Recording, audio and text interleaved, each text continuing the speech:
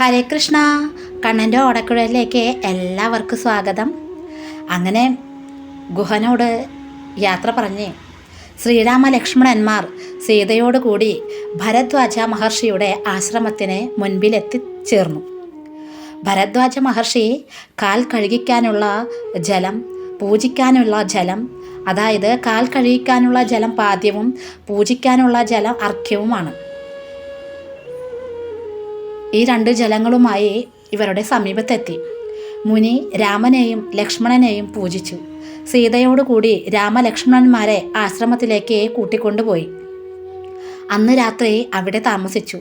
പിറ്റേന്ന് രാവിലെ എണീറ്റ് നിത്യകർമ്മങ്ങൾക്ക് ശേഷം മുനിയോട് യാത്ര പറഞ്ഞ് പുറപ്പെട്ടു. അടുത്തുള്ള ചിത്രകൂട ആശ്രമത്തിൽ പോയി താമസിച്ചു കൊള്ളൂ എന്നും പറഞ്ഞ് ഭരദ്വാജ മഹർഷി അങ്ങോട്ടുള്ള വഴിയും പറഞ്ഞു കൊടുത്തു. മഹർഷിയുടെ ശിഷ്യന്മാരായുള്ള മുനികുമാരന്മാർ തോണിയിൽ കയറ്റി 3 പേരെയും യമുനാ നദി കടത്തിവിട്ടു. അങ്ങനെ ശ്രീരാമലക്ഷ്മണന്മാർ സീതയോടുകൂടി ചിത്രകൂട പർവ്വതത്തിലേക്ക് പുറപ്പെട്ടു. പോകുന്ന വഴിക്കാണ് വാത്മീകി മഹർഷിയുടെ ആശ്രമം. ഇവിടെ ചെന്ന് വാത്മീകി മഹർഷിയെ കണ്ട് അനുഗ്രഹം വാങ്ങിച്ചു. അവിടെ നിന്ന് താൻ ഇങ്ങനെയുള്ള ഒരാളായി, അതായത് മഹർഷിയായി മാറിയതിൻ്റെ പിറകിൽ അങ്ങയുടെ തിരുനാമമാണ് എന്ന് തൻ്റെ ജീവചരിത്രം വാത്മീകി മഹർഷി ശ്രീരാമചന്ദ്രനോട് പറയുകയാണ്. ബ്രാഹ്മണ ബാലനായി ജനിച്ചുവെങ്കിലും എൻ്റെ കുട്ടിക്കാലം മുതൽ കാട്ടാളന്മാരുടെ ഇടയിലാണ് ഞാൻ ജീവിച്ചത്. എൻ്റെ ആചാരങ്ങളെല്ലാം വേടന്മാരുടേതായിരുന്നു. യൗവനാരംഭത്തിൽ ഞാനൊരു വേട സ്ത്രീയെ ഭാര്യയാക്കി. എൻ്റെ പേര് രത്നാകരൻ എന്നായിരുന്നു. അവളിൽ എനിക്ക് പുത്രന്മാരും ഉണ്ടായി. അങ്ങനെ എൻ്റെ കുടുംബം പുലർത്താനായി കള്ളന്മാരോട് ചേർന്ന് ഞാനും ഒരു കള്ളനായി മാറി. വില്ലും ശരവും ധരിച്ച് കാണുന്നവർക്ക് ഒരു അന്തകനായി, ഭയാനകനായി മോഷ്ടിച്ചും തട്ടിപ്പറിച്ചും ഞാൻ കാട്ടിൽ സഞ്ചരിച്ചു വന്നു. എൻ്റെ മുൻപിൽ എത്തിപ്പെട്ട വഴിപോക്കരുടെ ധനവും പ്രാണനും നഷ്ടപ്പെടുമെന്ന് തീർച്ചയായിരുന്നു. അങ്ങനെ എൻ്റെ ജീവിതത്തിൻ്റെ നല്ലൊരു ഭാഗം പോയ കാലമായിരുന്നു അത്. അങ്ങനെ ഒരു ദിവസം ഞാൻ കാട്ടിൽ സഞ്ചരിക്കുമ്പോൾ സൂര്യനെ പോലെ തേജസ്വികളായ 7 മഹർഷിമാരെ കണ്ടു. അവരുടെ സർവസ്വവും തട്ടിപ്പറിക്കാനായി നിൽക്കൂ നിൽക്കൂ എന്ന് ഉറക്കെ വിളിച്ചു പറഞ്ഞുകൊണ്ട് ഞാൻ അവരുടെ പിന്നാലെ ഓടി. തട്ടിപ്പറിക്കാൻ കഴിയാത്ത, വിലമതിക്കാനാകാത്ത സ്വത്താണ് അവരുടെ കയ്യിലുണ്ടായിരുന്നതെന്ന് ഞാൻ അപ്പോൾ അറിഞ്ഞിരുന്നില്ല. ആ മഹർഷിമാർ തിരിഞ്ഞു നിന്ന് എന്നോട് ചോദിച്ചു, നീച ബ്രാഹ്മണ, നീ എന്തിനാണ് ഞങ്ങളുടെ പിന്നാലെ ഓടി വരുന്നത്? അപ്പോൾ ഞാൻ പറഞ്ഞു, നിങ്ങളുടെ കയ്യിലുള്ള ധനം തട്ടിപ്പറിക്കാനാണ് ഞാൻ വന്നത്. എനിക്ക് ഭാര്യയും മക്കളും ഉണ്ട്. അവരുടെ വിശപ്പ് മാറ്റാനാണ് ഞാൻ വഴിയാത്രക്കാരുടെ ധനവും മറ്റും തട്ടിപ്പറിക്കുന്നത്.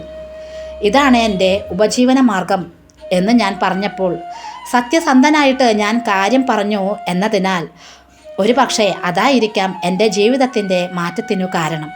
മഹർഷിമാർ എന്നോട് പറഞ്ഞു, ശരി, നീ വീട്ടിൽ പോയി ഭാര്യയോടും മക്കളോടും ചോദിക്കൂ. നിങ്ങളെ പോറ്റി പുലർത്താനായി ദിവസേന വളരെയധികം പാപങ്ങൾ ഞാൻ ചെയ്യുന്നുണ്ട്. അതിൻ്റെ ഫലം നിങ്ങളും കൂടി പങ്കിട്ടെടുക്കുമോ എന്ന് അവരോട് ചോദിച്ചിട്ട് വരൂ.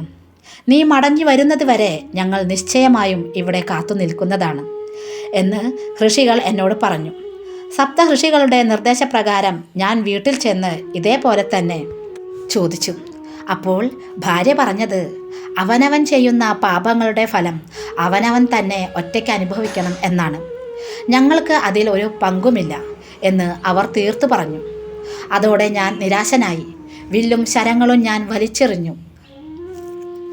കാരുണ്യം നിറഞ്ഞ മനസ്സോടെ എന്നെ കാത്തു നിൽക്കുന്ന മഹർഷിമാരുടെ സമീപത്തേക്ക് ഞാൻ ഓടിച്ചെന്നു. അവരുടെ കാൽക്കൽ വീണു നമസ്കരിച്ചു. അവരുടെ ദർശന മാത്രത്താൽ എൻ്റെ മനസ്സ് ശുദ്ധമായി തീർന്നു. ഞാൻ പറഞ്ഞു, മുനിശ്രേഷ്ഠന്മാരെ, നരകത്തിലേക്ക് വീണുകൊണ്ടിരിക്കുന്ന എന്നെ രക്ഷിക്കണേ എന്ന് കരഞ്ഞു പറഞ്ഞ എന്നോട് അവർ എഴുന്നേൽക്കൂ എന്ന് പറഞ്ഞ്, നിനക്ക് നന്മ വരും, ശ്രേയസ്സിനുള്ള വഴി ഞങ്ങൾ ഉപദേശിക്കാം എന്ന് പറഞ്ഞ് അവർ എന്നെ ആശ്വസിപ്പിച്ചു. അവർ തമ്മിൽ പറഞ്ഞു, ഇവൻ ദുരാഗ്രഹിയാണ്, സജ്ജനങ്ങളാൽ ഉപേക്ഷിക്കപ്പെടേണ്ടവനാണ്.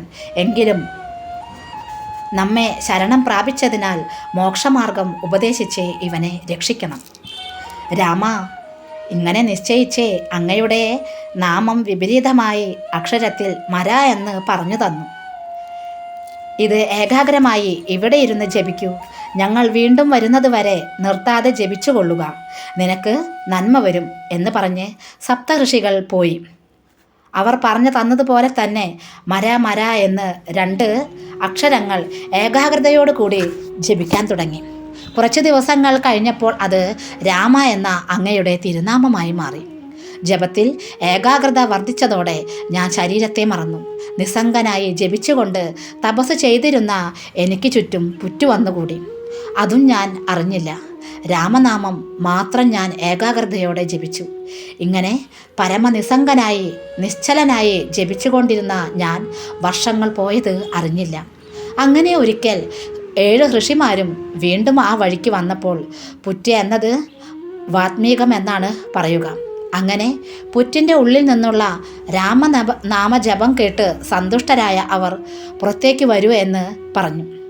മൂടൽ മഞ്ഞിനെ സൂര്യൻ എന്ന പോലെ പിളർന്നുകൊണ്ട് ഞാൻ പുറത്തേക്ക് വന്ന് മുനിമാരെ നമസ്കരിച്ചു. അവർ അരുളി ചെയ്തു, മുനീശ്വര, അങ്ങ് ഇന്നു മുതൽ വാത്മീകി എന്ന പേരിൽ അറിയപ്പെടും. പുറ്റിൽ നിന്നും പുറത്തു വന്ന അങ്ങയുടെ 2ാം ജന്മമാണിത്. വല്യീകത്തിൽ നിന്നും, അതായത് പുറ്റിനെ പറയുന്നതാണ് വല്യീകം, വല്യീകത്തിൽ നിന്നും ജനിച്ചവൻ എന്ന അർത്ഥത്തിലാണ് ഞങ്ങൾ അങ്ങേക്ക് വാത്മീകി എന്ന പേര് നൽകിയിരിക്കുന്നത്. ഇങ്ങനെ തൻ്റെ പൂർവ്വകഥ ശ്രീരാമചന്ദ്രനോട് പറഞ്ഞ് ആ തിരുനാമത്തിൻ്റെ മഹാത്മ്യത്തെപ്പറ്റി നമുക്കെല്ലാവർക്കും കൂടി ഒന്നുകൂടി ബോധ്യപ്പെടുത്തി തരുകയാണ് ആ സന്ദർഭത്തിൽ എഴുത്തച്ഛൻ ചെയ്തത്. അങ്ങനെ ഞങ്ങൾക്ക് സുഖമായി താമസിക്കാൻ ഒരിടം കാണിച്ചു തരാൻ പറഞ്ഞ സമയത്ത് വാത്മീകി മഹർഷി പറഞ്ഞു, മന്ദാകിനി നദിയുടെയും ചിത്രകൂട പർവ്വതത്തിൻ്റെയും മധ്യത്തിൽ 2 പർണശാലകൾ നിർമ്മിച്ച് ഇതാ ഇവിടെ നിന്ന് താമസിച്ചു കൊള്ളുക എന്ന് പറഞ്ഞു. അങ്ങനെ ചുറ്റിലും വാത്മീകി മഹർഷിയെപ്പോലെ ഉള്ള മറ്റു മഹർഷിമാരുടെ സാന്നിധ്യത്തിൽ വളരെ സുഖമായി അവർ ചിത്രകൂടത്തിൽ താമസിക്കാൻ തുടങ്ങി. ഹരേ കൃഷ്ണ. സർവം ശ്രീ രാധാകൃഷ്ണ അർപ്പണമസ്തു. ജയ് ശ്രീ രാധേ രാധേ.